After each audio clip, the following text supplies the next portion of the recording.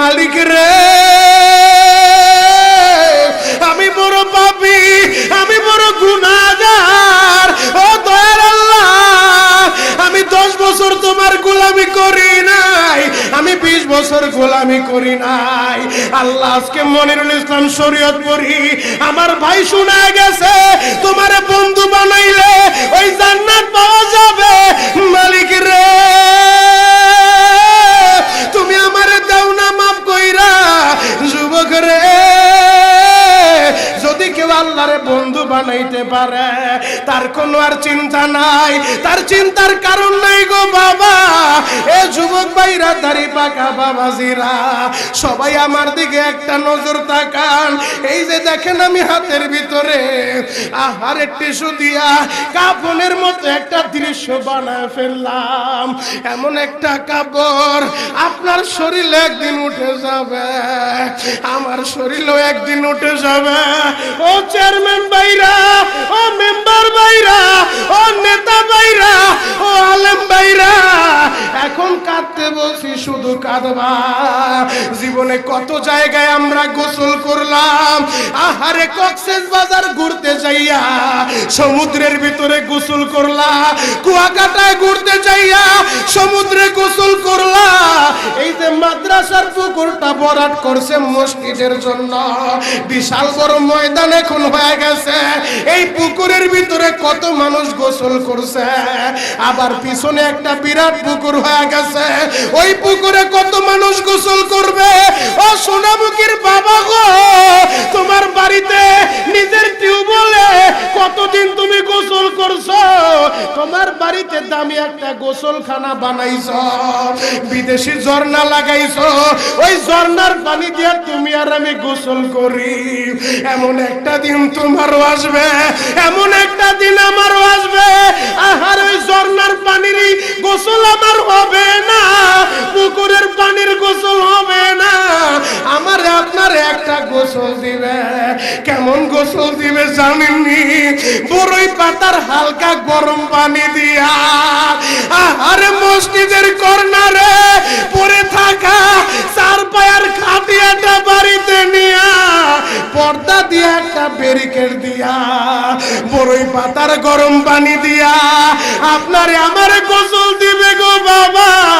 ওই গোসলটা যেদিন দেওয়া হবে, আহারে এরপরে আর দামি কাপড় পরতে দিবে না। এ কলিজার টুকরা আমার যুবকেরা, ও বাবাজিরা, ও মুরব্বী বাবাজিরা, ও পর্দার মা বোনেরা, এখন বসে বসে কাঁদবা। পুরুষ হইলে 3 টুকরা কাপড় দিবে, মহিলা হইলে 5 টুকরা কাপড় দিবে, এর বেশি কিছুই দিবে না। আহারে 3 টুকরা কাপড় দিয়া আমারও প্যাকেট করবে, আপনারও প্যাকেট করবে। মাথার কাছে একটা বাম দিবে, পায়ের কাছে একটা বান্ধন দিবে। এ যুবক, ওই কাপড়ের কাপড় আমার শরীরে লাগার আগে আল্লাহরে বন্ধু বানানো লাগবে। ওই যে ভূমিকম্পের ভিতরে, আহারে তুরস্কের জমিনে গতকালকে একটা নিউজ দেখলাম গো বাবা, 119 ঘন্টা পরে যখন ওই ভূমিকম্পে বিল্ডিং গুলা তো ভেঙে ফেলছে, ওই বিল্ডিং থেকে যারা উদ্ধার করতেছে উদ্ধার কর্মীরা একটা ফ্যামিলি থেকে 5 জন মানুষ বের করছে 119 ঘন্টা পর, এখন আল্লাহ তাদের জীবিত রাখছে। যুবক রে,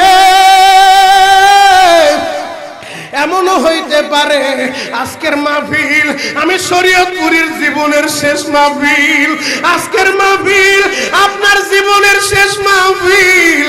যুবক রে, নিজের জীবনের শেষ মাহফিল মনে কইরা চোখের গরম পানিটা ছেড়ে দেন, কান্না না আসলে কান্নার ভান ধরেন। আমার আল্লাহ কান্নাওয়ালা চোখটা বড় ভালোবাসে। ময়দানে গুনার বোঝা নিয়ে ঢুকছেন, আমি শরীয়তপুরি বলে গেলাম গুনার বোঝা এই ময়দানে রাইখা গুনার বোঝা পবিত্র বানাইয়া এরপর আল্লাহ আমাদের বাসায় ফিরাবে যদি চোখের পানি দিয়া আল্লাহরে বুঝা বলতে পারেন। এ যুবক ভাইরা, আমি তোমাদের পায়ে হাত রেখে বলে যাই, কোনোদিন মায়েরে কষ্ট দিবা না, বাবারে কষ্ট দিবা না। এই সোনামুখী গোরস্থান হাত দিয়া তোমার মায়েরে তুমি মাটি দিছ, এই গোরস্থানের ভিতরে এই দুইটা হাত দিয়া তোমার বাবারে তুমি কবর দিছ। আমি শরীয়তপুরি আমার হাত দিয়া আমার দাদার এই কবরে রাখছি, আমার মামার এই কবরে রাখছি, আমার খালারে রাখছি, আমার ফুফারে রাখছি, কত মানুষের এই হাত দিয়া কবর দিলাম গো। এমন একটা দিন আসবে যেদিন আমারও মানুষরা কবর দিবে, আমারও পাড়ায় পাড়ায় মাটি দিবে। এ যুবক ভাইরা ময়দানে বৈশা এখন কাঁদতে থাকো, আল্লাহ আমার মায়েরে মাফ করে দাও, আল্লাহ আমার বাবারে মাফ করে দাও। এ যুবক ভাইরা, হাজী সাহেব বাবাজিরা ডানে বামে নজর নাই, এক নজরে তাকায় থাকেন গো বাজান। আমরা মুসলমান, আল্লাহ তাআলা দয়া করে মুহাব্বত করে ভালোবেসে আমাদেরকে দিয়েছেন আল কোরআন। আল্লাহ আমাদেরকে এত দামি বানাইছে, সর্বশ্রেষ্ঠ নবীর সর্বশ্রেষ্ঠ উম্মত বানাইয়া এই দুনিয়ার জমিনে পাঠাইছে। কথা বলেন ঠিক কি না? অতএব বাবার বাড়ি আমাদের জান্নাতে। আর যদি কেউ বলে যে না আমাদের পূর্বশরীরা ছিল বানর, এই কথা কি শয়তানও বিশ্বাস করবে? কথা বলে না, বিশ্বাস করবে? তবে ধন্যবাদ জানাই মাননীয় প্রধানমন্ত্রী জননেত্রী শেখ হাসিনাকে। তিনি সিদ্ধান্ত নিয়েছেন সপ্তম শ্রেণী যেই পাঠ্যপুস্তকের ভিতরে ডারউইনের থিওরি পড়ানো হতো সেটাকে তিনি ক্যান্সেল করতে বলছেন। গতকালকের নিউজ, ওই সপ্তম শ্রেণীর পাঠ্যপুস্তক ওটা পরিবর্তন করা হবে। চিন্তা করেন কত নাম্বার ডেট ফেল সারা জিনিস খাইলে এই কথা লিখতে পারে। আমাদের পূর্বপুরুষ নাকি বানর ছিল, নাউজুবিল্লাহ। আরো আসতে বলে, আমাদের পূর্বপুরুষ কি বানর ছিল? এই ডারউইনের থিওরি মুসলমানের দেশে চলতে পারে না। কথা বলেন ঠিক কি না? আমি আপনাদের কাছে একটা কথা জানতে চাই, মুসলমান যারা মানুষ যারা আমরা মুসলমান মারা যাওয়ার পরে আমাদের গোসল হয়, আমাদের জানাজা হয়, আমাদের কবর হয়। এমন কি আপনাদের কাছে কোনো নিউজ আছে যে চিড়িয়াখানার একটা বানর মারা গেছে, ওই বানরের জানাজা হইছে, গোসল হইছে? কথা বলে না, কথা বলে না। সত্য কথা বললেন, নালে কিন্তু মরার আগে আল্লাহ বোবা বানায় রাখবো। সত্য কথা বললেন। কোন বানরের কি জানাজা হয়? আরো জোরে বলেন, জানাজা হয়? কোন বানরের জানাজা হয় না। আমি ছোট মুখে আমার নিজের এলাকায় বলে গেলাম, টেকনাফ থেকে তেতুলিয়ায় সারা বাংলাদেশে এক নামে জানে মনিরুল ইসলাম শরীয়তপুরি কোন রাজনৈতিক দল করে না। ময়দানে শুধু একটা মেসেজ আমি দিতে চাই, যে যেই দল করেন, আপনি আওয়ামী লীগ করতে পারেন, আপনি বিএনপি করতে পারেন, আপনি জাতীয় পার্টি করতে পারেন, ইসলামী আন্দোলন করতে পারেন, আপনার ব্যক্তিগত ব্যাপার। দল আমার বড় পরিচয় না। কে চরমনাই পীরের মুরিদ, কে বাহাদুরপুর পীরের মুরিদ, কে সারসিনার পীরের মুরিদ, কে তাবলীগওয়ালা, এটা আমার বড় পরিচয় না। আমার পরিচয় আমি এক আল্লাহর গোলাম, এক নবীর উম্মত। কথা বলেন ঠিক কি না? এটাই আমার বড় পরিচয়। আমার পরিচয়টা না আমি চরমনাইর মুরিদ, এটা আমার পরিচয় না। আমার পরিচয়টা না আমি তাবলীগের আমির সাহেব, এটা আমার পরিচয় না। আমার পরিচয়টা না আমি বাহাদুরপুরের মুরিদ, এটা আমার পরিচয় না। আমার পরিচয় এটা না যে আমি আওয়ামী লীগের একটা বড় লিডার, এটা আমার পরিচয় না। আমার পরিচয়টা না আমি বিএনপির বড় লিডার। আমার পরিচয় আমি মুসলমান, এক আল্লাহর গোলাম, এক নবীর উম্মত। কথা বলেন ঠিক কি না? দলমত নির্বিশেষে একটা আওয়াজ দিবেন। কোন বানরের জানাজা আমরা জীবনে কোনোদিন হতে দেখি নাই, আর শুনিও না। মুসলমানের মরার পরে মুসলমানের গোসল হয়, মুসলমানের শরীরে কাফনের কাপড় পেঁচানো হয়, মুসলমানের সন্তানকে জানাজা করানো হয়, মুসলমানের সন্তানকে কবরে রাখা হয়, কিন্তু কোন বানরের জানাজা হয় না। যে বলবে যে তার পূর্বসূরি বানর ছিল, আমি যেখানেই থাকি, আমি মনিরুল ইসলাম শরীয়তপুরি চিরদিন এই ভূপৃষ্ঠে জীবিত থাকবো না। হয়তো ভিতরে থাকি, বাহিরে থাকি, দুনিয়ায় থাকি আর কবরে থাকি, আমি মনিরুল ইসলাম শরীয়তপুরি আমার জন্মস্থান, আমার বাপ দাদাদের সামনে, আমার আত্মীয় স্বজন, আমার ভালোবাসার মানুষের সামনে এই মেসেজটা আমি দিয়ে গেলাম। যে বলবে তার পূর্বসূরি বানর ছিল, ওই বানরের যদি মারা যায়, ওই বানরের জানাজা বাংলার জমিনে হইতে পারে না, হইতে পারে না। রাজি আছেন না নাই? আরো জন রাজি আছেন না নাই? আল্লাহু আকবার বলেন। খারাপ লাগতেছে, একটা জাকি দিলাম আর কি, মেলাটা খালি করতে এবং আলহামদুলিল্লাহ অনেকে চলে আসছে। এখন পিছন দিকে তাকান, ময়দান ভরছে না, খালি জায়গা আছে নি? আর 10 মিনিট কিন্তু হয় নাই, মাত্র পাইলিং করতেছি। আলোচনা তো কিছুক্ষণ পর শুরু হবে। আল্লাহু আকবার বলেন, আরো জোরে বলেন আল্লাহু আকবার। তাহলে জান্নাতে যদি আমরা যাইতে চাই, আমাদের কর্মসূচি কয়টা? আরো জোরে, জোর হলো না। 5টা। কয়টা? সবাই বলেন। চা পরিবর্তন করো, গরম পানি লাগবে, শুধু গরম পানি। আল্লাহু আকবার বলেন। জান্নাতে যদি আমরা যাইতে চাই আমাদের কর্মসূচি হলো 5টা। 1 নাম্বার কর্মসূচি তাআল্লুক মা আল্লাহ, আল্লাহর সাথে সম্পর্ক রাখতে হবে, আল্লাহকে ভালোবাসতে হবে। কথা বলেন ঠিক কিনা? আমরা মুসলমান সবচাইতে বেশি ভালোবাসবো কাকে? আরো জোরে বলেন, আরো জোরে বলেন। হে যুবক ভাইরা, হাজী সাহেব বাবাজিরা, ডানে বামে নজর নাই, এক নজরে তাকায় থাকেন গো বাজান। যদি দুনিয়াতে থাইকা কাউকে ভালোবাসতে হয়, 1 নাম্বার আমরা ভালোবাসবো আল্লাহকে। কথা বলেন ঠিক কিনা? কেন তুমি আল্লাহরে ভালোবাসবা না? ওই কবরে যাওয়ার পর তোমার ভাইরে তুমি কাছে পাইবা না, তোমার নেতারে তুমি কাছে পাইবা না, তোমার পীররে তুমি কাছে পাইবা না। ওই কবরে যাওয়ার পর একজনকে বন্ধু হিসেবে পাইবা, তিনি হলেন আমার আল্লাহ।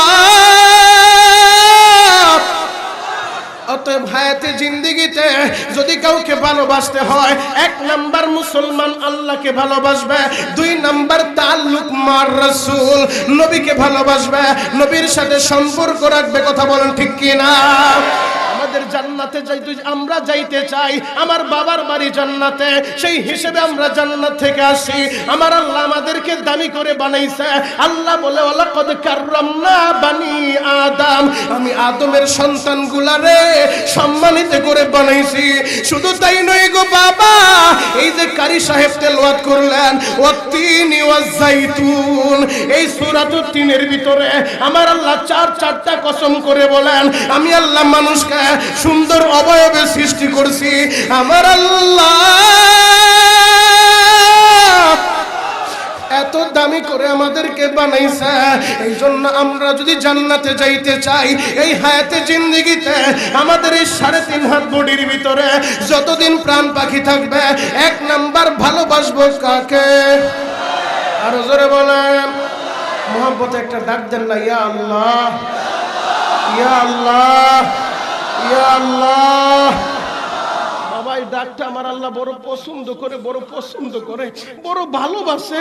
আল্লাহ বড় আদর করে আপনার আমারে বানাইছে। আমার আল্লাহ আপনার আমারে বানানোর সময় নিজের কুদরতি হাত লাগাইছে। আমার আল্লাহ আসমান বানাইছে, নিজের কুদরতি হাত লাগায় নাই। আমার আল্লাহ পাহাড় বানাইছে, কুদরতি হাত লাগায় নাই। আল্লাহ যদি কিছু বানাইতে চায়, আল্লাহ শুধু বলে কুন হও, সাথে সাথে ফায়াকুনে রূপান্তরিত হয়ে যায়।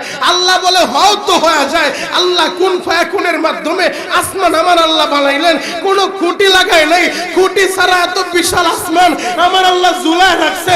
আমার আল্লাহ সূর্য বানায়, আমার আল্লাহ কুন ফায়াকুনের মাধ্যমে। আমার আল্লাহ পাহাড় বানায় কুন ফায়াকুনের মাধ্যমে, জমিন বানায় কুন ফায়াকুনের মাধ্যমে। এই ছোট্ট মানুষ, দুর্বল মানুষটারে বানাইতে যায় আল্লাহ বলে এদেরকে কুন ফায়াকুনের মাধ্যমে বানাইলে হয় না, হয় না। এদেরকে শুধু ফেরেশতাদের মাধ্যমে বানাইলে তাও হয় না। ও ফেরেশতারা, আমার বান্দা মায়ের করবে, হাতের জায়গায় হাত লাগাও, পায়ের জায়গায় পা লাগাও, পেটের জায়গায় পেট লাগাও, পিঠের জায়গায় পিঠ লাগাও। ফেরেশতারা আমাদের বডিগুলা সেটিং করে, সেটিং করে যখন চেহারার দিকে হাতটা বাড়ায়, আল্লাহ বলে সাবধান, চেহারার দিকে হাতটা বাড়ায় না। আল্লাহ কেন বাড়াইবো না? তুমি না বললা বডিটা সেটিং করতে? হাতের জায়গায় হাত দিলাম, পায়ের জায়গায় পা দিলাম, পেটের জায়গায় পেট দিলাম, বুকের জায়গায় বুক দিলাম, পিঠের জায়গায় পিঠ দিলাম, চেহারায় কেন হাত বাড়াবো না? আল্লাহ বলে ফেরেশতারা তোমরা তো জানো না, আমার এই বান্দার 3.5 হাত বডির ভিতরে আহারে একটা কপাল আমি আল্লাহ দিয়া দিব। এই কপালটার এত দাম গো, আমার বান্দা এই কপালটা দিয়া আমি আল্লাহর কুদরতি কদমে সিজদা লাগা দিবে, সিজদা লাগা দিবে। ফেরেশতারা রে, আমার বান্দার মুখের ভিতরে আমি আল্লাহ যে 2টা ঠোঁট দিব, এই 2 ঠোঁটের মধ্যখান দিয়া ও যুবক ভাইরা রে, আপনি আর আমি যখন মায়ের গর্ভে ছিলাম, আমার আল্লাহ এই মুখ দিয়া কিন্তু রক্ত খাওয়ায় নাই, এই মুখ দিয়া খাবার খাওয়ায় নাই। রক্ত তো নাপাক, এই মুখটা যেন নাপাক। আমার আল্লাহ আহারে মায়ের নাভির সাথে সন্তানের নাভির একটা তারের কানেকশন লাগায় দিছে। মা যেই খাবার খায়, ওই খাবারগুলোর হজম করিয়া আহারে নাবি নামক এই তার দিয়ে আল্লাহ ঢোকা দেয়। এই জবান দিয়া কেন খাওয়ায়নি জানেননি? এই বান্দা দুনিয়া আইসা এই ঠোঁটের মধ্যখান দিয়া এই জবান দিয়া আমি আল্লাহরে আল্লাহ বলে ডাক দিবে গো। ও সোনামুখীর বাবাজিরা, ও শরীয়তপুরের বাইরা রে, এই দুনিয়ায় আইসা আপনি আর আমি মারে মা বলে ডাক দিলাম গো। আমার মা তো খুশি হয়ে গেছে। বাবারে বাবা বলে ডাক দিলে বাবা খুশি হয়ে যায়। চেয়ারম্যানকে চেয়ারম্যান সাহেব বললে চেয়ারম্যানও খুশি হয়ে যায়। লিডার রে লিডার বলে ডাক দিলে লিডার খুশি হয়ে যায়। ওস্তাদের ওস্তাদ বলে ডাক দিলে ওস্তাদ খুশি হয়ে যায়।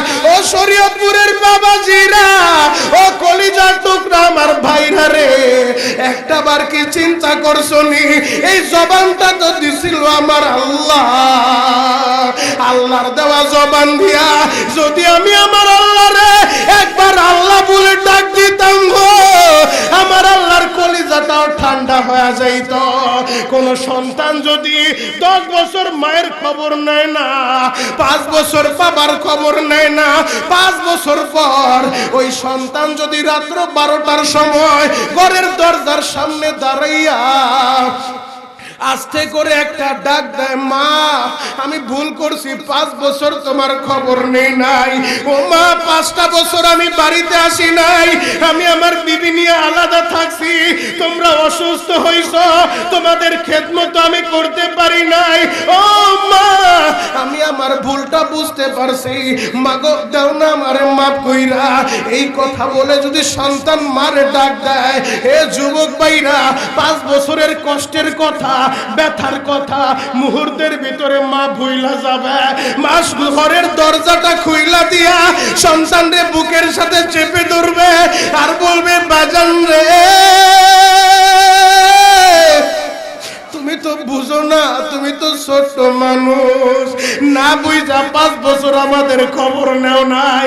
ও বাবা আমি মা তোমারে জন্ম দিছি, 10 মাস 10 দিন আমার গর্ভে রাখছি, 2.5 বছর আমার দুধ খাওয়াইছি, তোমারে না খাওয়াইয়া আমি মা কোনোদিন খাই নাই গো। বাজান রে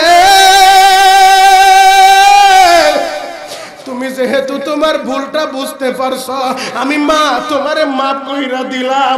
ও শরীয়তপুরের বাবাজিরা, আমি আপনাদের কাছে জানতে চাই, মায়ের চাইতে লক্ষ কোটি গুণ দরদি হলো আমার আল্লাহ। কথা বলেন ঠিক কিনা? যুবক 5 বছর নামাজ পড়ো নাই, ও দাড়ি পাকা বাবা 10 বছর রোজা রাখেন নাই, ঠিক মতো মসজিদে আসেন নাই, নাফরমানি করছেন, আল্লাহর হুকুমের বিরোধিতা করছেন। এই কোরআনটা হাতে নিয়ে আপনার সন্তান এই বড় মজলিসে হাজার হাজার মানুষের সামনে আমি মনিরুল ইসলাম শরীয়তপুরি আলেম হিসেবে বলে গেলাম, ওলামায়ে কেরামকে সাথে নিয়ে আজকের এই ময়দানে বৈশা আজকে 2023 সালের 13ই ফেব্রুয়ারি সোনামুখী মাদ্রাসার 2 দিন ব্যাপী মাহফিলের সমাপনী দিবসে বৈশা যদি চোখের পানিতে আমার আল্লাহর একটা ডাক দিতে পারেন, আল্লাহ আমি আমার ভুলটা বুঝতে পারছি, আল্লাহর নাফরমানি করব না, আল্লাহ এত আদর কইরা আমারে বানাইছো, আল্লাহ এতদিন বুঝি নাই আজকে বুঝতে পারলাম, আল্লাহ আর নামাজ ছাড়বো না, আর রোজা ছাড়বো না, আর মায়ের কষ্ট দিব না, আর কোরআনের বিরোধিতা করব না, মাদ্রাসার বিরোধিতা করব না, আলেমের বিরোধিতা করব না, আল্লাহ দেও না আমারে মাফ কইরা। চোখের পানি দিয়া যদি বুঝায় বলতে পারেন 50 বছরের গুনাহ আমার আল্লাহ একটা সেকেন্ডে মাফ করতে পারে। কথা বলে ঠিক কিনা? তাহলে গলা ফাটা একটা ডাক দেন, আল্লাহ আরো জোরে ডাক দেন, ডাক দেন, ডাক দেন, ডাক দেন, ডাক দেন, আরো জোরে ডাক দেন, আল্লাহ আল্লাহ তুমি কবুল করো সোনামুখী বাসী রে, মাপরিয়া উঠাইবা হাসরে। সকলেই বলেন আমিন, আরো জোরে বলেন আমিন। খারাপ লাগতেছে? কষ্ট হয়? আল্লাহু আকবার বলেন। তাহলে আমাদের আসল বাড়ি কোথায়? কথা বলে না, কোথায়? আমরা জান্নাত থেকে এসেছি, আমরা আবার জান্নাতের দিকেই রওনা দেব। কথা বলে ঠিক কিনা? ওই জান্নাতে যদি যাইতে চান আমাদের কয়টা কর্মসূচি পালন করতে হবে? আরো জোরে, জোর হলো না, সবাই বলেন। ঘুমাইছেনি? আমি বলি ঘুমাই যিনি কয় 5টা।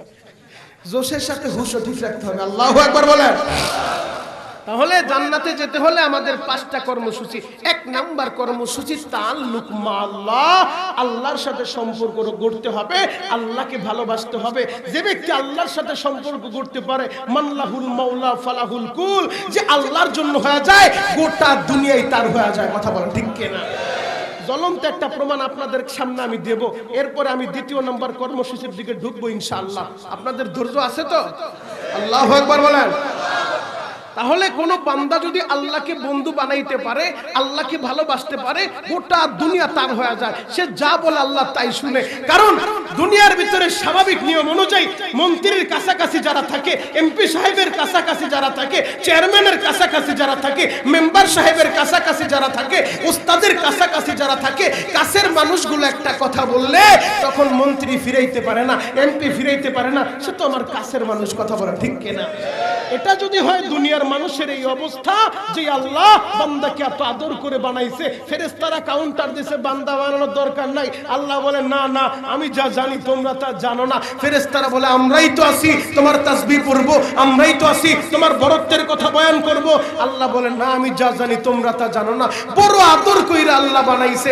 এই বান্দা যখন আল্লাহর সাথে সম্পর্ক করে, আল্লাহকে বন্ধু বানায়, গোটা দুনিয়াই বান্দার হয়ে যায়। কথা বলেন ঠিক কিনা? আল্লাহ রাব্বুল আলামিন এই পৃথিবীতে কয়েকজনকে ক্ষমতা দিয়েছিলেন, যারা 4 জন কেমন, যাদেরকে ক্ষমতা দিয়েছে সারা পৃথিবী রাজত্ব করছে। শুধু বাংলাদেশ না, নির্দিষ্ট একটা দেশের না, সারা পৃথিবী শাসন করছে। 4 জন শাসক। কয়জন? সবাই বলেন আরো জোরে, একসাথে। 4 জনের ভিতরে 2 জন হলো ইমানদার আর 2 জন হলো বেঈমান। ইমানদারদের হাতে আল্লাহ ক্ষমতা দিয়েছে, বেঈমানের হাতে আল্লাহ ক্ষমতা দিয়েছে। কেন দিয়েছে?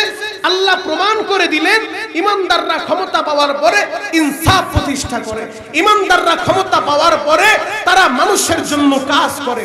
আর বেঈমান ক্ষমতা পাওয়ার পরে অহংকারী হয়ে যায়, বেঈমান ক্ষমতা পাওয়ার পরে পিছনের কথা ভুলে যায়, নিরহ মানুষের উপরে জুলুম করে। কথা বলেন ঠিক কিনা?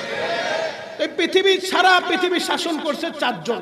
2 জন ইমানদার, এর ভিতরে একজন হলো যার বাবা ছিল পয়গম্বর, যার বাবার নাম হযরতে দাউদ আলাইহিস সালাতু ওয়াস সালাম, যাকে আল্লাহ একটা কণ্ঠ দিয়েছিলেন। তিনি যখন জাবুর কিতাব তেলাওয়াত করতেন, নদীর ধারে বৈশা তেলাওয়াত করলে নদীর মাছ দলে দলে আইসা নদীর কিনারায় বৈশা বৈশা দাউদ নবীর কণ্ঠের তেলাওয়াত শুনতো।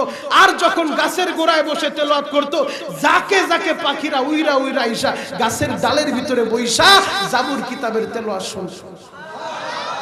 আরো আস্তে বলো। তার সন্তান হযরতে সুলাইমান আলাইহিস সালাতু ওয়াস সালাম, যাকে আল্লাহ এমন ক্ষমতা দিয়েছে সারা পৃথিবী তিনি শাসন করছে। আরেকজন হলো বাদশা জুলকারনাইন, যাকে আমরা শাহ সেকান্দার নামে চিনি। এই বাদশা জুলকারনাইনের আলোচনাও পবিত্র কোরআনে আমার আল্লাহ করেছেন। এই বাদশা জুলকারনাইনের জীবনী থেকে সামান্য একটু ওয়াকিয়া না বললেই না, যেহেতু আলোচনা আসলে একটু শোনা যায়। এই দুনিয়া থাকার জায়গা না বাবা, অহংকারী হয়েন না, অহংকারীকে আল্লাহ পছন্দ করে না। অহংকারের চাদরটা আমার আল্লাহর, এই চাদর নিয়ে টানা হেসরা করলে ওই বান্দার শান ঠিক থাকে না, ওই বান্দার ঠিক মতো টিকতে পারে না, অধপতন হয়ে যায়। কথা বলেন ঠিক কিনা? আপনি কিসের অহংকার করেন?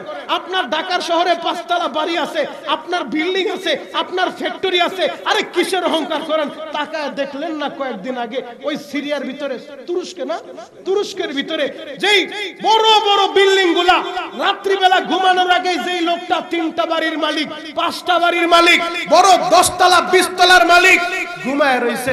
রাত 4টার সময় আল্লাহ ফাইনাল করে দিয়েছে, বিল্ডিং গুলা মাটির সাথে মিশে গেছে।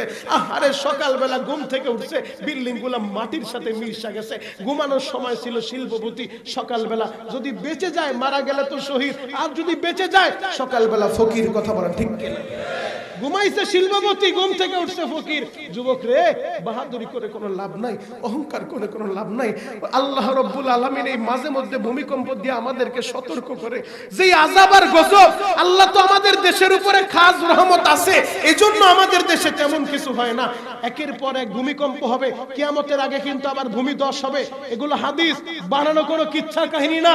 কিয়ামতের আগে ভূমিধস হবে, বিল্ডিং গুলো মাটির নিচে ডেবে যাবে। শুধু তাই না, অগ্নি বৃষ্টি হবে, আগুনের বৃষ্টি হবে। এই জন্য আমরা সতর্ক হই, তওবা করি আল্লাহর কাছে। তুরস্কের মানুষের কি অবস্থা হয়ে গেল।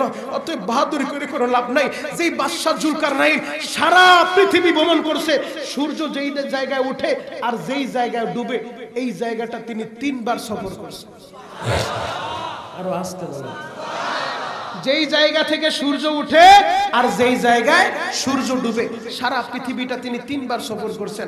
এই বাদশাহ জুলকারনাইন এত বড় ক্ষমতার মালিক, ইন্তেকালের আগ মুহূর্তে সন্তানগুলারে ডাকছে, বাবারে আমি তো দুনিয়ায় থাকতে পারবো না, মারা যাব। মারা যাওয়ার আগে কিছু ওসিয়ত তোমাদেরকে করে যাই। আমার যখন মৃত্যু হয়ে যাবে, আমার মৃত্যুর পরে তোমরা যখন গোসল করাইবা, আমারে গোসল করায় তো কাফন পরাইবা। কাফন পরানোর সময় আমার হাত দুইটা কাফনের বাহিরে রাখবা, কাফনের ভিতরে রাখবা না, বাহিরে রাখা জানাজা পড়া পুরা শহরটা তোমরা আমারে ঘুরাইবা, ঘুরাইয়ের পরে কবরের ভিতরে রাখবা। বাদশাহ জুলকারনাইনের যখন ইন্তেকাল হয়ে যায় গো বাবা, এ শরীয়তপুরের বাইরা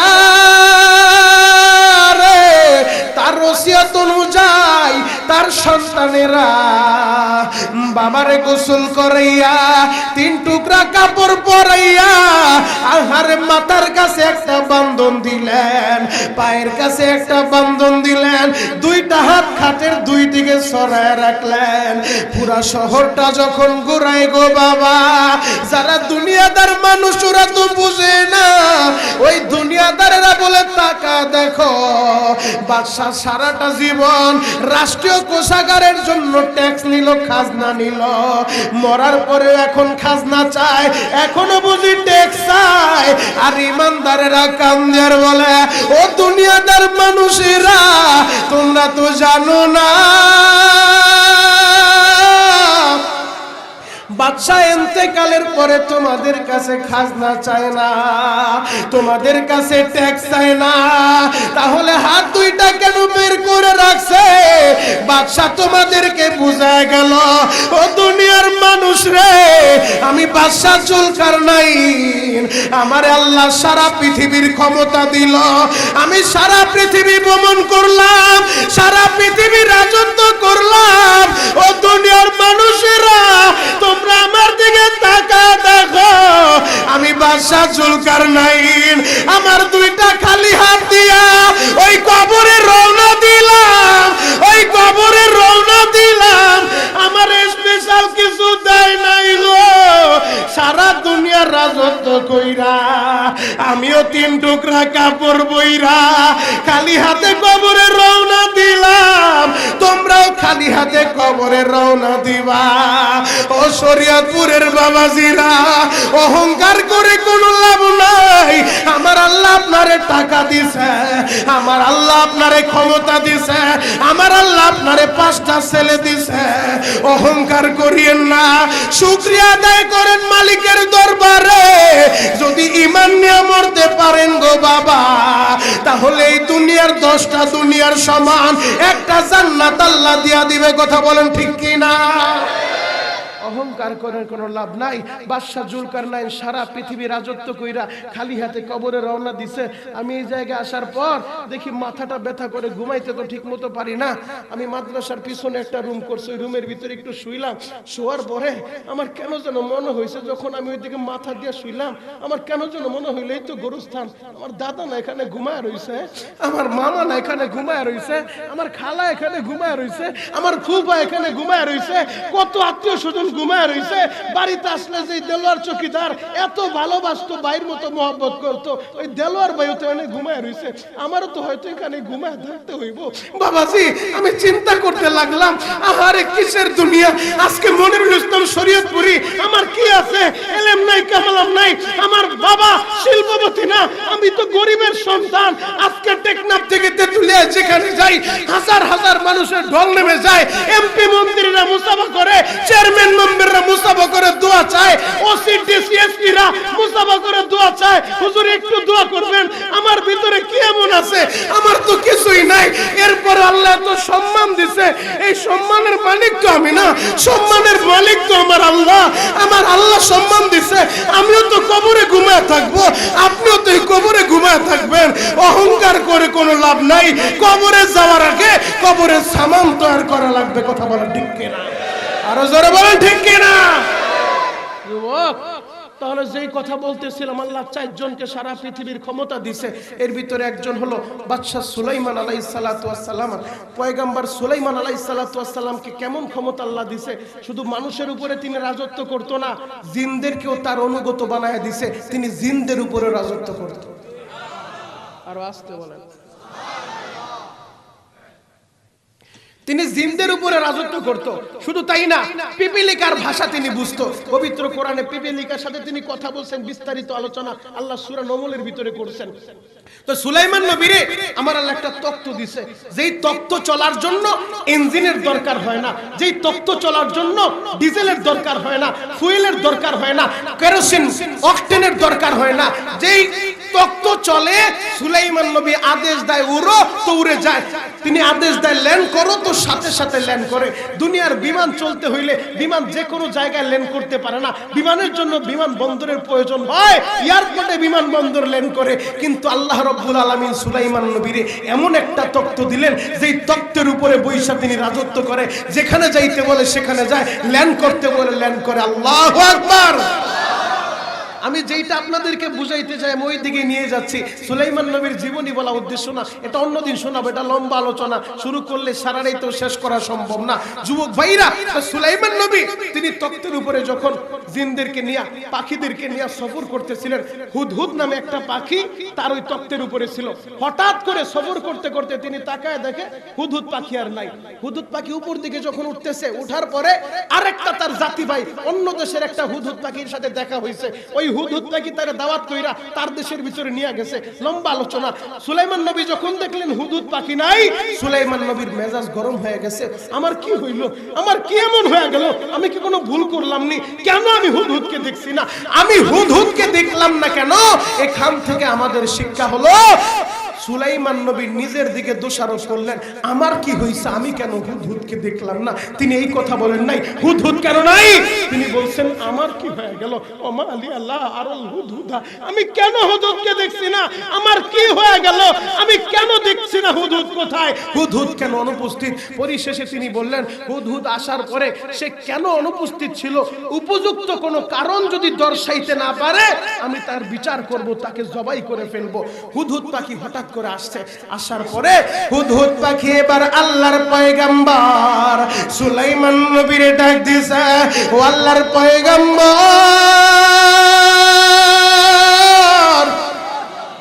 আমি হুদহুদ পাখি যখন আপনার সাথে সফর করতেছিলাম, আমি যখন উপরের দিকে উঠলাম, আমি উপরের দিকে উঠা আমার আর এক জাতি ভাইয়ের সাথে দেখা হইছে।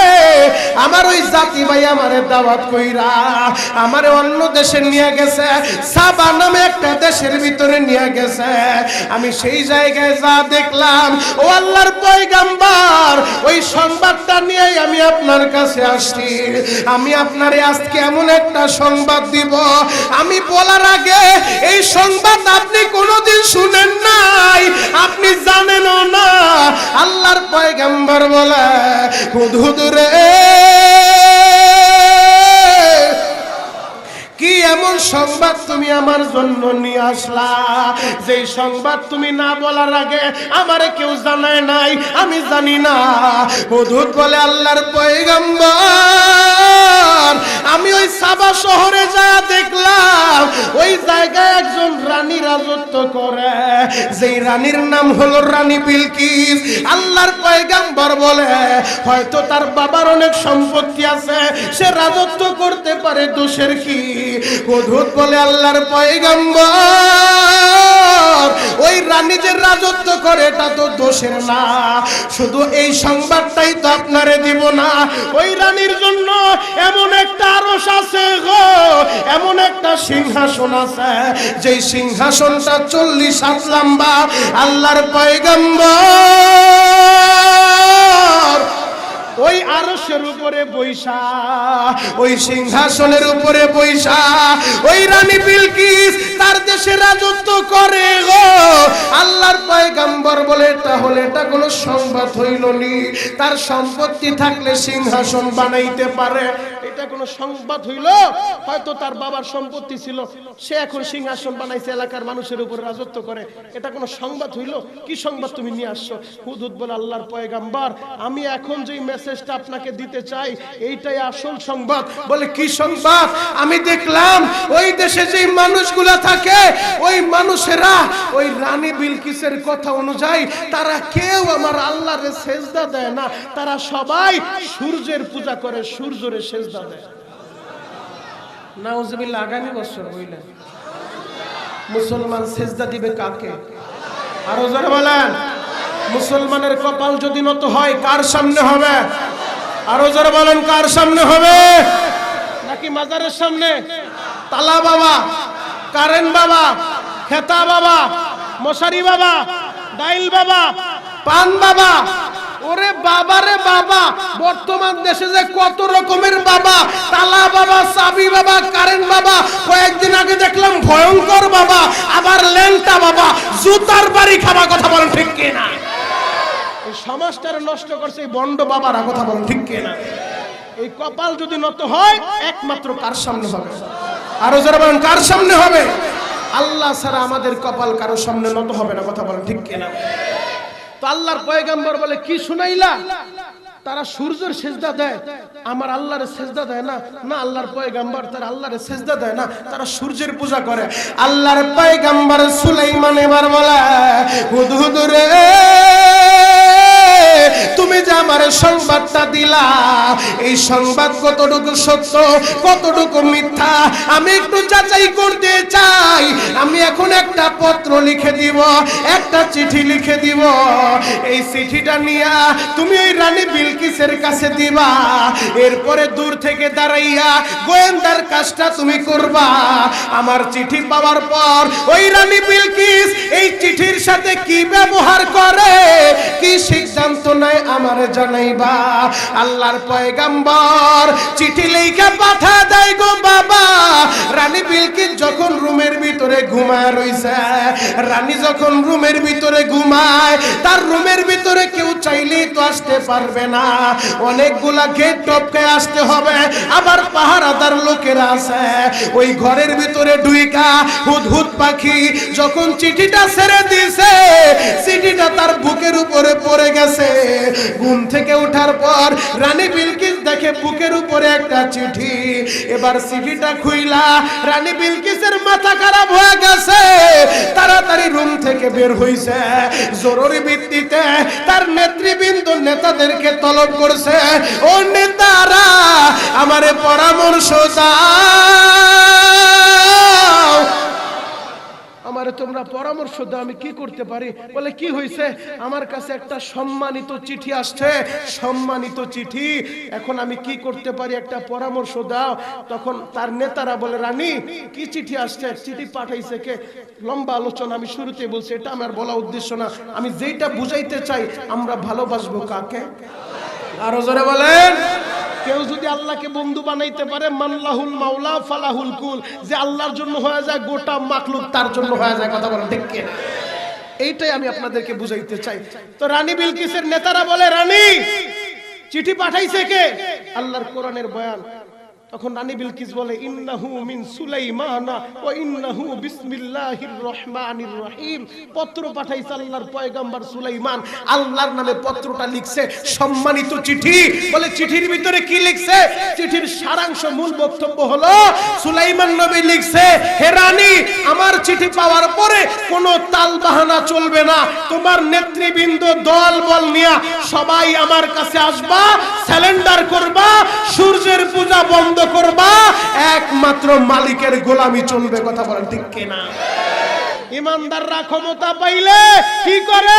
ইমানদাররা ক্ষমতা পাইলে ইনসাফ প্রতিষ্ঠা করে, ইমানদাররা ক্ষমতা পাইলে আল্লাহর গোলামি যেন বান্দারা করে, শিরিক বন্ধ করে, কথা বলেন ঠিক কিনা? কারণ শিরিক আমার আল্লাহ পছন্দ করে না। সুলাইমান নবী বলে, কোনো তাল বাহানা চলবে না, চিঠি পাওয়ার সাথে সাথে দল বল নিয়ে আমার কাছে স্যালেন্ডার করবা, আর সূর্যের পূজা হবে না, গোলামি হবে একমাত্র আল্লাহর। এবার রানী বিলকিস বলে, তোমরা আমারে পরামর্শ দাও। দেখবেন, সাধারণ ভাষায় বলি, ব্যবসা ছাড়া আসেন, মাইন্ড করেন না, যারা নেতা হয়, নেতার চাইতে আশেপাশে যারা থাকে তাদের পাওয়ার কিন্তু অনেক বেশি। কথা বলেন না কেন? নেতায় বলে না মানুষের উপরে জুলুম করো, ওরে বাবা রে বাবা, ওর ওয়ার্ডেও একটা পদ নাই, ওর গোটা এলাকার মানুষ অস্থির হয়ে যায়। কথা বলেন ঠিক কিনা? এমন নেতার নেতা আমাদের এলাকায় সব নাই। আমি তো সারা বাংলাদেশ ঘুরি, অন্য জায়গায় দেখি নেতার সাথে তার সাথে যে গড়ে সামসা নাট বল্টু, ওদের পাওয়ারে এলাকার নিরহ মানুষগুলা বাড়িতে ঘুমাইতে পারে না, এলাকার মা বোনেরা ঠিক মতো রাস্তাও বের হইতে পারে না। কথা বলেন ঠিক কিনা? অথচ আল্লাহ ক্ষমতা যাদেরকে দেয় আল্লাহ তাদেরকে কিন্তু পছন্দ করে, তাদেরকে আল্লাহ কিছু ম্যাগনেট দিয়ে দেয়। আল্লাহ যারে তারে ক্ষমতা দেয় না, ক্ষমতা এটাও আল্লাহর একটা দান। কথা বলেন ঠিক কিনা? তো রানী তো রানী, যারে আল্লাহ ক্ষমতা দিছে তার মাথায় কি কিছু নাই? তার চামচা যারা সবাই বলে রানী আপনি কি বলেন, আমরা তার বিরুদ্ধে যুদ্ধ করব, আমরা শক্তিশালী, আমাদের সৈন্যবাহিনী আছে, আমাদের অস্ত্র আছে, আমরা সুলাইমান নবীর বিরুদ্ধে যুদ্ধ করব। রানী বলে না না না, তোমাদের কথা হবে না। বলে কি হবে? আমি যেটা বলি সেটা হবে। পয়গাম্বর যারা, আল্লাহর নবী যারা, তাদের সাথে যুদ্ধ করে পারা সম্ভব না। কথা বলা ঠিক কিনা? আমি আগে তাকে পরীক্ষা করব সে কি আসলে নবী নাকি লোভী। শব্দ দুইটা, একটা হলো নবী আর একটা হলো লোভী। আমি পরীক্ষা করব। বলে কিভাবে পরীক্ষা করবেন? বলে তোমরা কিছু স্বর্ণের ইট বানাও, স্বর্ণের ইট নিয়ে তার দরবারে হাদিয়া নিয়ে যাইবা। হাদিয়া তোফা পাইলে যদি লোভী হয়, হাদিয়া তোফা পাওয়ার পরে শান্ত হয়ে যাবে, তিনি আর কোনো মুখ খুলবে না। আর যদি নবী হয় তাহলে আমার এই হাদিয়া সে গ্রহণ করবে না। কথা বলেন ঠিক কিনা? ঠিক আছে, তাহলে আপনি যেটা বলবেন সেটাই। তার দলবলের লোকদের কিছু পাঠিয়ে দিলেন, তার দেশ থেকে কিছু দুধ পাঠিয়ে দিলেন স্বর্ণিটা নিয়ে, পয়গাম্বর সুলাইমানের দরবারে যাও। হুদুদ পাখি কিন্তু গোয়েন্দা সংস্থার কাজ করতেছে, হুদুদ পাখি উইরা গেছে। হুদুদ পাখি এবার যা বলে, আল্লাহর পয়গাম্বর সুলাইমান, রানী বিলকিসের পার্লামেন্টে সিদ্ধান্ত হইছে আপনার জন্য কিছু স্বর্ণের ইট পাঠাইতাছে। ও আল্লাহর পয়গাম্বর, যদি আপনি স্বর্ণের ইটগুলা গ্রহণ করেন, রানী বুঝে নিবে আপনি লোভী। আর যদি গ্রহণ না করেন গো, রানী বুঝে নিবে আপনি নবী। আল্লাহর পয়গাম্বর বলে হুদহুদ রে, তাড়াতাড়ি যাও, কোন মাপের ইটা নিয়ে আসে, কোন ঢাইসের ইটা নিয়ে আসে, ওই ফরমার মাপটাও তুমি নিয়ে আসো। ইটার ভিতরে ইটা বানানোর জন্য যেই ফরমা দরকার, ইটার ভিতরে যেই লেখাগুলা থাকে, কোন ডাইসের ফরমা, ওই ডাইসটার সম্পর্কে জেনে আসো। যখন হুদহুদ পাখি ওই ইটার ফরমাও সংগ্রহ করছে, এবার আল্লাহর পয়গাম্বর সুলাইমান তিনি জিনদেরকে নিয়ে পরামর্শ বসলেন।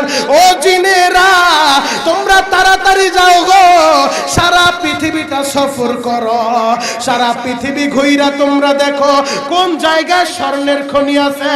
কাঁচা স্বর্ণের খনি আই না, তোমরা ইটা বানাইয়া 3 ফরসক 9 কিলোমিটার রাস্তা পুরাটা স্বর্ণের ইটা দিয়া বিছায়া দাও।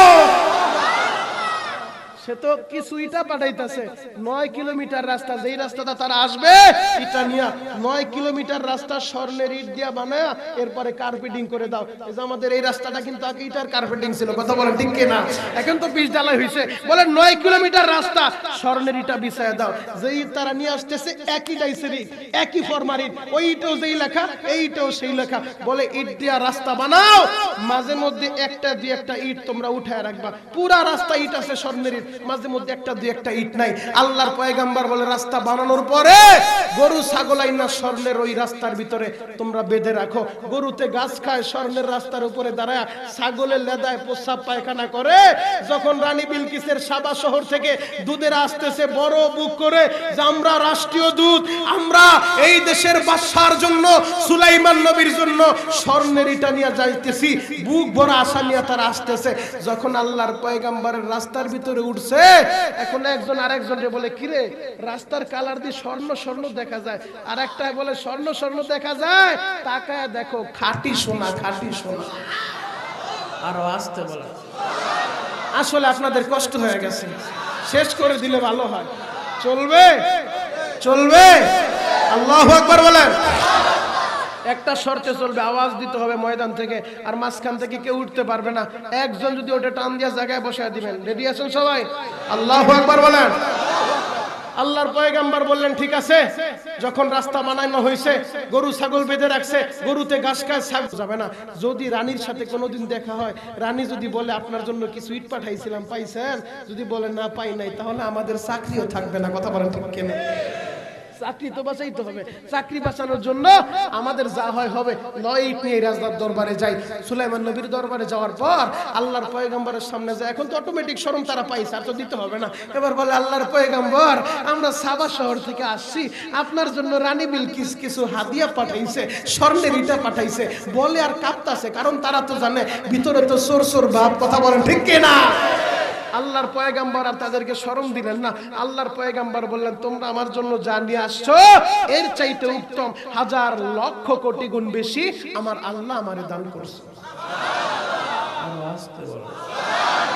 আল্লাহর পয়গম্বর বললেন, এইটা নিয়ে তোমরা চলে যাও, রানীর কাছে চলে যাও। এবার তারা দরবার থেকে বের হইয়া ইটাগুলা রাস্তায় ফালাইয়া বলে, আমাদের কপাল বড় ভালো, বাদশা আমাদের বাঁধে নাই, বাদশা আমাদের মারে নাই। তাড়াতাড়ি সাবা শহরে যাইয়া ওই রাষ্ট্রীয় দূতেরা এবার রানী বিলকিসের ডাক দিছে, ও রানী, আমাদের কপাল বড় ভালো যে সুলাইমান নবী আমাদের বিচার করে নাই, আমাদের বাইন্দা রাখে নাই। বলে কি হইছে গো? ও রানী, আপনি তো জানেন না, আপনি তার দরবারে কয়েকটা স্বর্ণের ইটা পাঠাইছেন। আমরা তার দেশের ভিতরে যায় দেখলাম, তার দেশের রাস্তাগুলা স্বর্ণের ইটা দিয়ে পাকা করা, স্বর্ণের ইটা দিয়ে পাকা করা। রানী গো, ওই স্বর্ণের ইটার রাস্তায় দাঁড়াইয়া গরুতে ঘাস খায়, ছাগলে পুসরা পায়খানা করে গো। ওই দেশে স্বর্ণের কোনো মূল্য নাই, আর ওই বাদশার সাথে আমরা পারবো না। এখনো সময় আছে গো রানী, আপনি তাড়াতাড়ি দলবল নিয়া ওই বাদশার কাছে স্যালেন্ডার করেন। আরো জোরে বলেন। রানী বলে, তাই করতে হবে, কারণ যুদ্ধ কইরা কোন দেশে শান্তি আসতে পারে? আরো জোরে বলেন, পারে? যুদ্ধ লাগছে ইউক্রেনে, রাশিয়া ইউক্রেনে যুদ্ধ লাগছে, সেই যুদ্ধের প্রভাব আমাদের দেশে দেখেন কি পড়াটা পড়ছে। রাতারাতি 70 টাকার অকটেন 140 টাকা যুদ্ধের কারণে হয়েছে, কিছু তো করার নাই। আর এক দেশে লাগছে, সেই প্রভাব আমাদের দেশেও পড়ছে, বিশ্ব বাজারে পড়ছে। যার কারণে আমাদের প্রধানমন্ত্রী বলেছিলেন 2023 সালে দুর্ভিক্ষের একটা সম্ভাবনা আছে। তবে আমরা এই দেশের মুসলমান, কোরআন প্রেমিক মুসলমান, এই করোনার মতো মহামারীতে পৃথিবীর বড় বড় রাষ্ট্রগুলো আল্লাহ কায়েদ করে দিয়েছে, ফাইনাল করে দিয়েছে। বাংলাদেশে তেমন কোনো ক্ষতি হয় নাই। আপনি নিজে ক্যালকুলেশন হিসাব মিলান, আমাদেরকে যে রিপোর্ট দেওয়া হয়েছে, ওই রিপোর্ট যদি এখনো দেওয়া হয়, এর চাইতে বেশি মানুষ প্রতিদিন এখনো মারা যায়। কথা বলা ঠিক কেন? আমাদের দেশের উপরে কিন্তু আল্লাহ তেমন কোনো গজব চাপায় ধরে নাই, করোনায় তেমন কোনো ক্ষতি হয় নাই। আপনার নিকট আত্মীয়, আপনার পরের আত্মীয়, আপনার দুঃসম্পর্ক আত্মীয়, আপনি খবর নিয়ে দেখেন তো কয়জন করোনায় মারা গেছে। খবর নিলেই ভরা মজলিসে আমার মন বলে 10 জন লোক আমি পাবো না যে বলবে আমার আত্মীয় তো দূরের কথা, দুঃসম্পর্কের একজন করোনায় মারা গেছে। প্রতিদিন তো মানুষ এমনিও মারা যায়, তবে এই করোনা থেকেও আল্লাহ আমাদেরকে হেফাজত করছে। দুর্ভিক্ষ আমাদের দেশে ইনশাআল্লাহ হবে না, কারণ বাংলাদেশ কোরআনওয়ালাদের দেশ। এই দেশে রাত্র 3টা 3:30টার সময় এই হেফজখানা মাদ্রাসাগুলোর ভিতরে গরিবের সন্তান, এতিমের সন্তান, ওই ছোট্ট ছোট্ট নাবালেগ বাচ্চারা কোরআন তেলাওয়াত করে। কথা বলেন ঠিক কি না? আল্লাহ যদি আমাদের দেশে ভূমিকম্প দেয়, রাজধানীতে কয়েক লক্ষ লোক মারা যাবে। আমাদের এই পুরান ঢাকা, ঢাকা কামরঙ্গি চরে যারা ঢাকায় গেছেন জানেন তো পুরান ঢাকার কি অবস্থা। অনেক বিল্ডিং এর টেম্পারও নাই, এত হাজার হাজার লক্ষ লক্ষ মানুষ বাস করে, নিঃশ্বাস ছাড়ার মতো জায়গা নাই। যদি সামান্য একটু ভূমিকম্প, আল্লাহ যে ভূমিকম্প তুরস্কে দিছে, সামান্য একটু যদি দেয়া দেয়, রাতারাতি সব ফাইনাল হয়ে যাবে। এরপরও আমাদের দেশ এত ঝুঁকিপূর্ণ হওয়ার পরেও তেমন ক্ষতি হয় না কেন? বলে দেশের মুসলমানের সংখ্যা বেশি। আমাদের ঢাকার রাজধানীটা হলো মসজিদের নগরী, বিল্ডিং এ বিল্ডিং এ মসজিদ। আজকে দেখা যায় আমাদের এই বড় সোনামুখী ঐতিহ্যবাহী মসজিদ আর মাদ্রাসা, আমাদের এই এলাকার সন্তানেরা, এলাকার মুসল্লিরা মিলে সিদ্ধান্ত নিছে এই জায়গায় এই মসজিদটা নবায়ন করা দরকার, এখানে আরো সুন্দর করে নতুন বিরাট বড় একটা মসজিদ হবে। কথা বলেন ঠিক কিনা? এই মসজিদের কারণে, মাদ্রাসার কারণে, কোরআন তেলাওয়াত করনেওয়ালাদের কারণে, হক্কানি পীরের খানকার কারণে, দাওয়াত ও তাবলীগের মেহনতের কারণে আল্লাহ আযাব গজব থেকে বাংলাদেশকে হেফাজত করে। কথা বলেন ঠিক কিনা? দুর্ভিক্ষ আমাদের দেশে হবে না ইনশাআল্লাহ। আল্লাহ আমাদেরকে হেফাজত করুক। সকলে বলেন আমিন। আরো জোরে বলেন আমিন। তাহলে যুদ্ধের মাধ্যমে সমাধান আসতে পারে না। রানী বিলকিস বলে ঠিক আছে, আমি দল বল সবাইকে নিয়ে সুলাইমান নবীর দরবারে যাব, সারেন্ডার করব। আজ থেকে আর সূর্যের পূজা হবে না, ইবাদত হবে একমাত্র আল্লাহর। আরো আসতে বলেন। রানী বিলকিস যখন দলবল নিয়া সুলাইমান নবীর দিকে রওনা দিছে গো বাবা, এ শরীয়তপুরের বাবাজিরা, এ যুবক ভাইরা, কলিজার টুকরা বাবাজিরা, এক নজরে আমার দিকে তাকায় থাকেন গো বাবা। রানী বিলকিস যখন রওনা দিছে, প্রতিমধ্যে চলে আসছে, অর্ধেক পথ পার হয়ে গেছে, হঠাৎ করে হুদহুদ পাখি সংবাদ নিয়ে আসে, আল্লাহর পয়গম্বর সুলাইমান রানী বিলকিস দলবল নিয়ে রওনা দিছে, আপনার দেশে আসতেছে, আপনার কাছে সারেন্ডার করবে। ও আল্লাহর পয়গম্বর, রানী বিলকিস কাছাকাছি চলে আসছে। আল্লাহর পয়গম্বর এবার জরুরি মিটিং ডাকলেন। আল্লাহর পয়গম্বর জরুরি মিটিং ডাইকা আল্লাহর পয়গম্বর বলে, ও জিনেরা, তোমরা আমারে পরামর্শ দাও গো, তোমাদের মধ্যে কে আছো যে রানী ওই সাবা শহর ছাইরা দলবল নিয়া আমার কাছে আসতেছে? ওই রানী যদি আসে, তারে তো বসতে দেওয়া দরকার। আমি তারে কোন জায়গায় বসতে দিব? আমি তারে কোনো জায়গায় বসতে দিব না। আমি আল্লাহর পয়গম্বর সুলাইমান চাই ওই সাবা শহর থেকে রানীর যে 40 হাত একটা আরশ আছে, 40 হাত একটা সিংহাসন আছে, ওই সিংহাসন উঠাইয়া আমার সামনে নিয়ে আসবা, আমার সামনে নিয়ে আসবা। কে আসো বলো? কত দূরতে কে পারবা সাবা শহর থেকে রানী বিলকিসের সিংহাসন উঠায় নিয়ে আসবা? কে আসো? দাঁড়াও। ময়দান থেকে ইফরিত নামক জিন, জিনদের লিডার দাঁড়ায় বলে, আল্লাহর পয়গম্বর, কোরআনের কথা বানানো কোনো কিচ্ছা কাহিনী না, ওলামায়ে কেরাম আছে।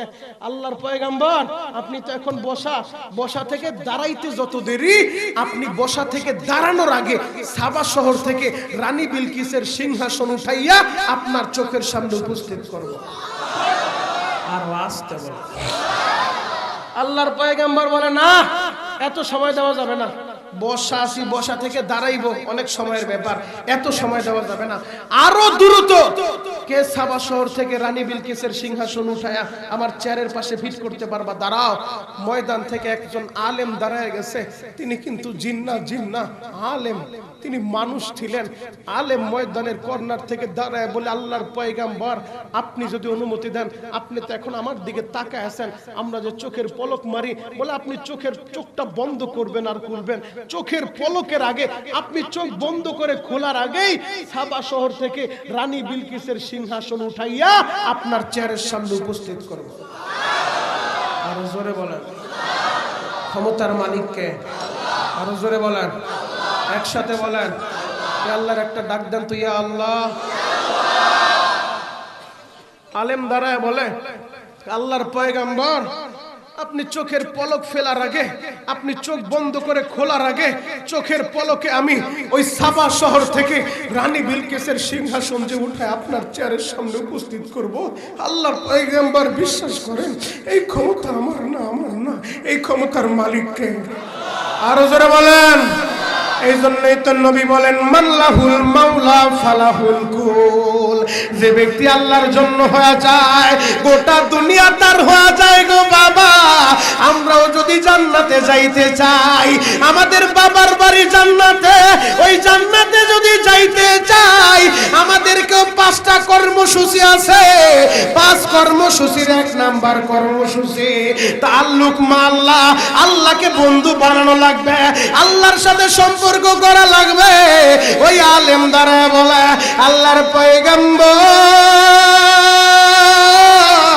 আমি যে চোখের পলকে ওই রানী বিলকিসের সিংহাসন উঠাইয়া আমি যে আপনার সামনে উপস্থিত করব, এই ক্ষমতার মালিক আমি না,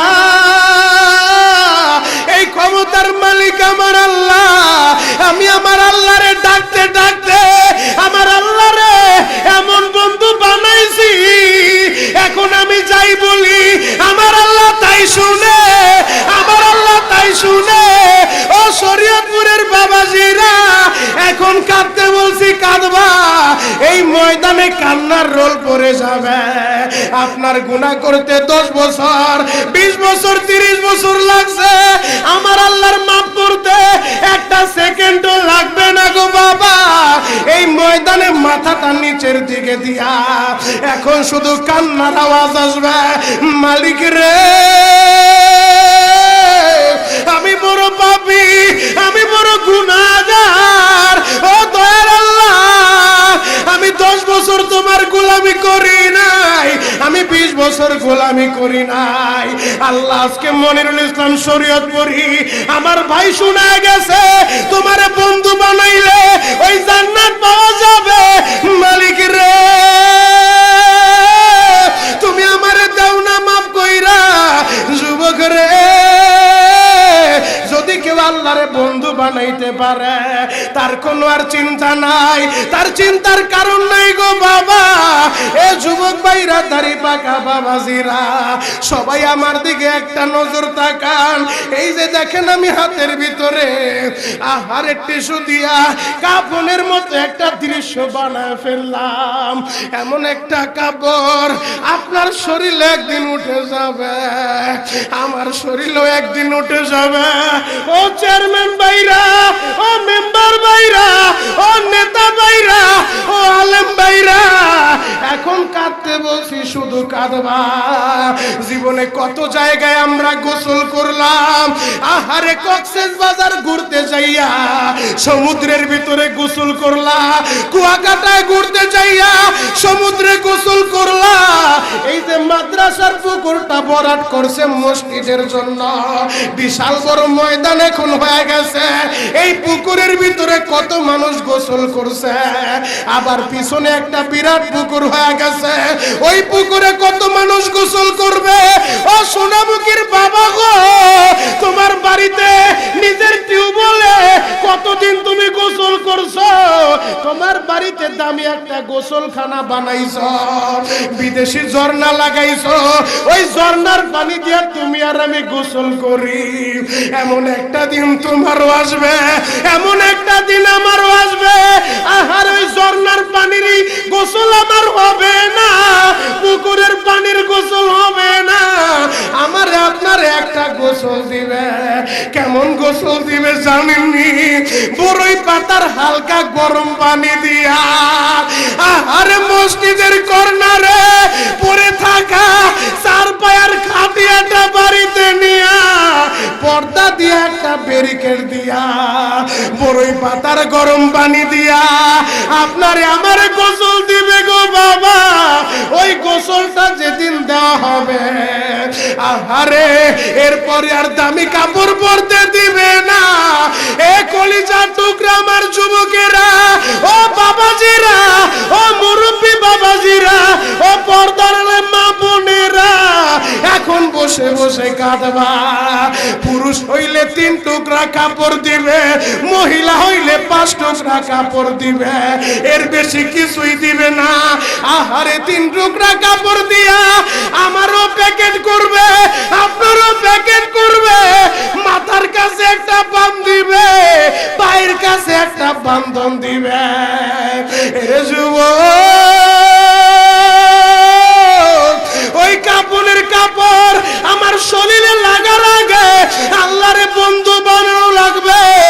ওই যে ভূমিকম্পের ভিতরে, আহারে তুরস্কের জমিনে গতকালকে একটা নিউজ দেখলাম গো বাবা, 119 ঘন্টা পরে যখন ওই ভূমিকম্পে বিল্ডিং গুলা তো ভেঙে ফেলছে, ওই বিল্ডিং থেকে যারা উদ্ধার করতেছে উদ্ধার কর্মীরা একটা ফ্যামিলি থেকে 5 জন মানুষ বের করছে 119 ঘন্টা পর, এখন আল্লাহ তাদের জীবিত রাখছে।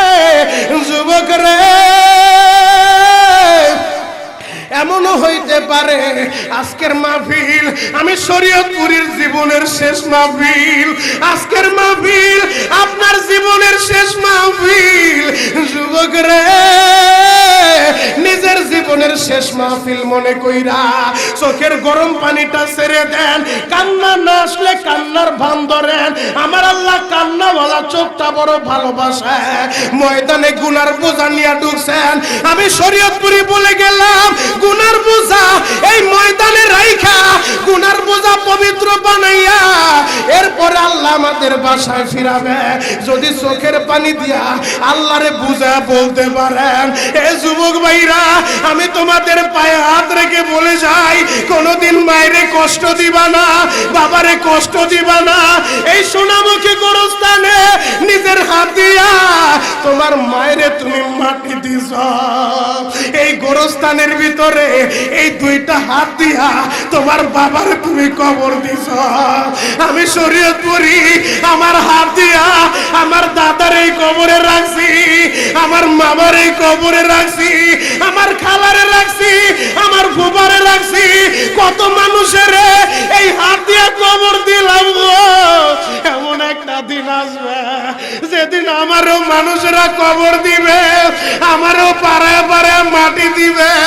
এ যুবক ভাইরা ময়দানে পয়সা এখন কাঁদতে থাকো, আল্লাহ আমার মায়েরে মাফ করে দাও, আল্লাহ আমার বাবারে মাফ করে দাও। মালিক রে আমার মা নাই, আমার বাবা নাই, আমি জানি না কার মা নাই বাবা নাই, কার মা আছে বাবা আছে। মা হার্টের রোগী, ডায়াবেটিসের রোগী, কিডনির রোগী, ক্যান্সারের রোগী। এখন কাঁদতে বলছি যুবক কাঁদবা, ওই মাটাই তোমার জান্নাত, ওই বাবাটাই তোমার জান্নাত। এ যুবক ভাইরা রে আল্লাহর নামের শপথ করে বলি, গতকাল ফেসবুকে আমি একটা ভিডিও দেখা আমার চোখের পানি রাখতে পারি নাই। আমি সিলেট মৌলভীবাজার মাহফিল কইরা আমি যখন রওনা দিছি মোবাইলটা ওপেন করে দেখি ওই তুরস্কের জমিনে আহারে বিল্ডিং এর নিচে একটা বাবা তার ছোট্ট ছেলেটারে বাঁচানোর জন্য বাবা পিঠ দিয়া ছেলের বুকের ভিতরে রাখছে। আহারে দেওয়াল ভাঙা বাবার পিঠের উপরে পুইরা গেছে। উদ্ধার কর্মীরা যখন দেওয়ালটা সরাইছে, দেওয়াল সরানোর পরে দেখে বাবা তো ঘুমিয়ে দুনিয়ায় নাই, কিন্তু বাবা মারা গেছে। সন্তানরে যেইভাবে দইরা রাখছে ওই সন্তানটা বাইচা গেছে, বাবা তো দুনিয়ায় নাই। এরে যুবক ওই বাবা কার কবরে, যেই বাবাটা আমাদের জন্য কত কষ্ট করছে, যেই মা নিজে না খাইয়া আমারে খাওয়াইছে, আপনারে খাওয়াইছে। এই মজলিসে যার মা নাই বাবা নাই, এখন কাঁদতে বলছি কাঁদবেন। গুনাহ করতে 10 বছর 20 বছর লাগছে, আল্লাহর মাফ করতে একটা সেকেন্ডও লাগবে না। হাত দুইটা উপরের দিকে সবাই উঠান, মাথাটা নিচের দিকে দিয়া, হাত দুইটা উপরের দিকে দিয়া, গলা ফাটায়া কান্দেন আর আল্লাহরে ডাক দেন আল্লাহ। আরো জোরে ডাক দেন, ডাক দেন, ডাক দেন, ডাক দেন, আরো জোরে ডাক দেন আল্লাহ। আল্লাহ তুমি কবুল করো আমার গ্রামবাসী রে, মাফ করিয়া উঠাইবা হাসরে। আল্লাহ তুমি কবুল করো আমার জন্মস্থানবাসী রে, মাফ করিয়া উঠাইবা হাসরে। ডাক দেন না ইয়া আল্লাহ। আল্লাহ আজকে 13 ফেব্রুয়ারি 2023 সালে আমার জন্মস্থান শরীয়তপুর, এই সোনামুখীর দিকে তাকায় দেখেন এই হাজার হাজার মুসলমান আল্লাহদের বাড়ি করে আগুন লাগে নাই, আল্লাহদের ছেলে মেয়ে মরে নাই, এদের মা বাবা মরে নাই, এরপরও কেন কান্দে, হাউমাউ করে কান্দে? আল্লাহ এরা কি চায়? এরা জাহান্নাম থেকে বাঁচতে চায়, আপনারে বন্ধু বানাইতে চায়, আপনারে বন্ধু বানাইতে চায়। মালিক রে আপনি দেন না এদের মাফ কইরা। আল্লাহ একজন এক নজরে তাকায় থাকেন, আমার দিকে তাকান, একটা লোক উঠাউঠি করবেন না। নবীজি বলছে মান বানা লিল্লাহি মাসজিদান বানাল্লাহু লাহু বাইতান ফিল জান্নাহ। যে দুনিয়াতে আল্লাহর ঘর বানায় আল্লাহ নিজে চান তার জন্য জান্নাতে ঘর বানায় দেয়। আরো জোরে বলেন, আরো জোরে বলেন। যে দুনিয়াতে আল্লাহর ঘর মসজিদ বানায়, আল্লাহ তার জন্য জান্নাতে ঘর বানায়। আপনার মা নাই, বাবা নাই, আপনার মা কবরে কি অবস্থা আছে আপনি জানেন না, আমি জানি না। ওই মার কবরটা জান্নাতের বাগান বানাইতে, অথবা মা আছে, বাবা আছে, আল্লাহ যেন আপনার মায়ের জন্য জান্নাতে একটা ঘর বানায় রাখে, বাবার জন্য জান্নাতে একটা ঘর বানায় রাখে, অথবা নিজের জন্য জান্নাতে একটা ঘর বানাইতে। আমাদের এই ঐতিহ্যবাহী বড় সোনামুখী জামে মসজিদের যেই ভবন, যেই সুন্দর মসজিদ হবে, আপনাদের ডান পাশে বাম পাশে ব্যানার লাগা সেই ডিজাইনও দেখা হয়েছে। এই ডিজাইন অনুযায়ী কাজ শুরু হয়ে যাবে আগামী এক সপ্তাহের ভিতরে। আমি শুনলাম এই শুক্রবারের পরে শুক্রবারের ভিতরে আমার কমিটির ভাইটা তারা কাজ শুরু করে দিবে। বাবা, এই মসজিদটার জন্য, আমাদের এই মসজিদ অনেক পুরাতন মসজিদ, ঐতিহ্যবাহী মসজিদ, এই মসজিদটা যারা করে গেছে আমরা তাদের জন্য দোয়া করি, আল্লাহ যেন প্রত্যেকের কবরটা জান্নাতের বাগান বানায়। সকলে বলেন আমিন। আমরা তো এই মসজিদের শুরুতে ছিলাম না, আমরা সাহায্য সহযোগিতা করতে পারি নাই। এখন সুযোগ আছে, আপনার সুযোগ আছে, আমার সুযোগ আছে। এমন ভরা মজলিসে 30টা সেকেন্ডে মায়ের পাগল আদর্শবান এমন কোন সন্তান কি আছেন? একটা লাভ দিয়ে দাঁড়ায় বলবেন, শরীয়তপুরি ভাই তুমি বলছো, নবীজি বলছে, মান বানা লিল্লাহি মাসজিদান বানাল্লাহু লাহু বাইতান ফিল জান্নাহ। যে দুনিয়াতে আল্লাহর ঘর বানায়, আল্লাহ তার জন্য জান্নাতে ঘর বানায়। আমি আমার মায়ের কবরটা জান্নাতের ঘর বানাইতে, বাবার কবরটা জান্নাতের ঘর বানাইতে আমি প্রথম এই মসজিদের জন্য 1 লক্ষ টাকা দিব, 50,000 টাকা দিব। লাভ দিয়ে একটা আল্লাহর পাগল দাঁড়ায় বলেন, আমি কারো উপরে চাপায় দিব না।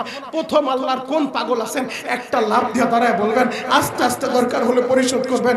কাজ শুরু হবে, আপনি তখন কিছু দিলেন, ধীরে ধীরে আপনি পরিশোধ করে দিবেন। প্রথমে আল্লাহর একটা পাগল চাই, যাকে আমি প্রথম পাবো। আল্লাহ, আমি ময়দানে 1000 মানুষকে নিয়ে দোয়া করলাম, যাকে আপনি দাঁড় করাইবেন, আপনি যদি কবুল করেন দাঁড় করাইবেন, কবুল না করলে আমাদের দরকার নাই। কথা বলো ঠিক কিনা?